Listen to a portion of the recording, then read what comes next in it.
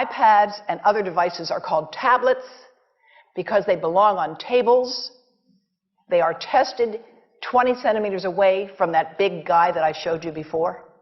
20 centimeters away. They are not approved to be held in the laps of little children, although millions of kids are having them now in schools because the people involved in educational technology and those involved in public health research are not talking to one another.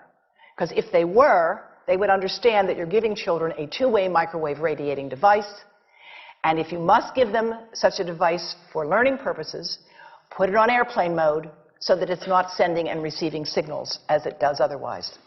Now, this is some new modeling, again, that we've developed with colleagues in Brazil, and we can share with you how we've done it. We first start out with the MRI and create the model with 1 millimeter voxels, and this is quite a bit of work goes into creating this, and here is what it looks like after a period of 6 minutes. And that's really not as bad as it might look, because you see the red area only gets partway through the eye of the adult, right? The one that we're really concerned about is this one with the young child. And this is a 3-year-old brain that we modeled. And you see that by the end of that 6-minute call, the peak radiation, yellow and red, is getting all the way into almost both eyes. And again, this is one call, and it's not going to kill anybody.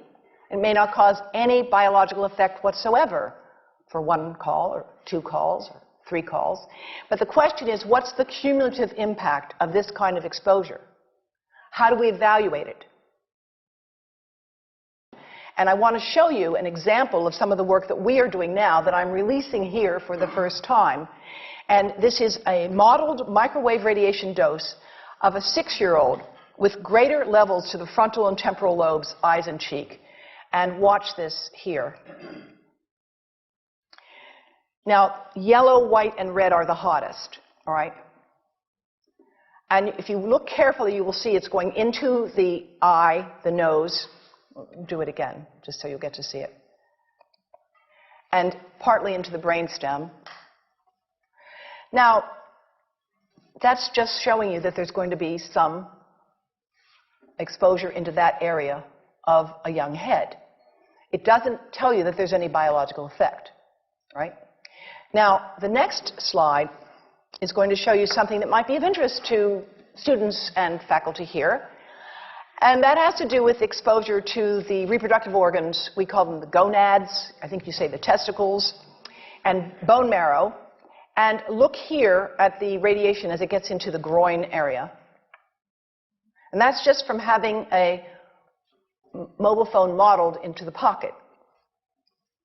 And this, again, is based on a normalized SAR with I think we had a dipole antenna. Now, the breast. The breast is mostly fat, contains a lot of fluid. Things that contain fat and fluid cook faster in the microwave oven. Now, a cell phone can't cook anything, all right? Mobile phones do not pop popcorn. That was a fraud. They don't make any heat that we know of, otherwise they wouldn't be permitted. But they do go through things that contain fat and fluid. And we are now working at Environmental Health Trust with scientists at the University of California, San Francisco, scientists at formerly the president of the American Cancer Society of California, because we are seeing women who keep cell phones in their bras. Has anyone seen a woman put a cell phone in her bra? Hands up, please. Please tell them you've heard now why they shouldn't do that. And here I want to show you our first case report from 2009, and we now have many more. This was a Chinese-American woman who used her cell phone 4 hours a day in her bra for 10 years while she was driving. Now, and you drive with a phone on your body. The phone is smart. It's going to go from one tower to another, and it's going to say, here I am, where are you, here I am. And it's going to be going to max power each time it moves from one cell tower to another. And there it was right next to her chest. And the tumors that developed right under the antenna of the phone. unusual tumors. But in the meantime, people have a right to know how you can minimize exposure.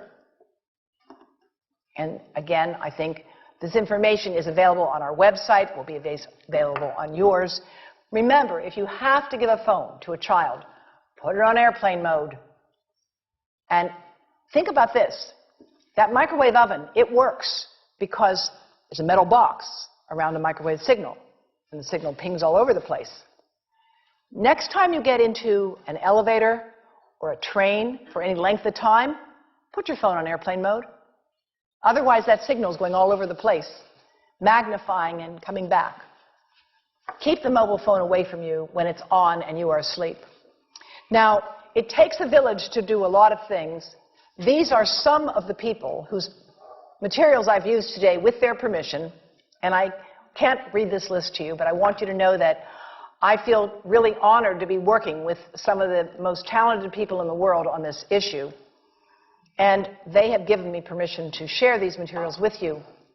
And I leave you with this thought from Albert Einstein.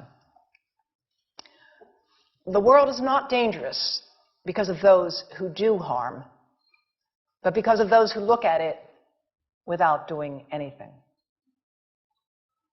So, thank you. And